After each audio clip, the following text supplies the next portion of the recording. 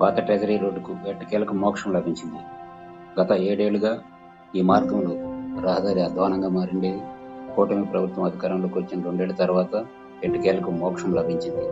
ఈ పనులు ఓవైపు మార్గం ఇటీవల పూర్తి చేయగా, మరో మార్గాన్ని 2 రోజులుగా పనులు చేపడుతున్నారు. మరో వారం రోజుల్లో పూర్తిగా పనులు పూర్తయి దాదాపుగా 20 రోజుల తర్వాత రహదారి అందుబాటులోకి రానున్నట్లు అధికారులు తెలియజేశారు. ఈ మార్గంలో వన్ వే ఏర్పాటు చేసినట్లు కూడా అధికారులు తెలియజేశారు. పట్టణ ప్రజలు ఈ విషయాన్ని గుర్తించి సహకరించాలని కోరుతున్నారు. సుమారుగా 20 లక్షలతో సీసీ రోడ్డు ఏర్పాటు చేస్తున్నట్లు కూడా అధికారులు తెలియజేశారు. దాదాపుగా 2 ఏళ్ల నుంచి నరకం అనుభవించిన పట్టణ ప్రజలకు చాలా వరకు ఇది విముక్తిగా భావిస్తున్నారు.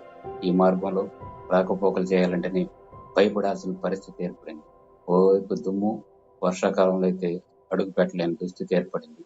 తాజాగా రహదారి నిర్మాణం పూర్తి కానుండడంతో స్థానికులు సంతోషం వ్యక్తం చేస్తున్నారు.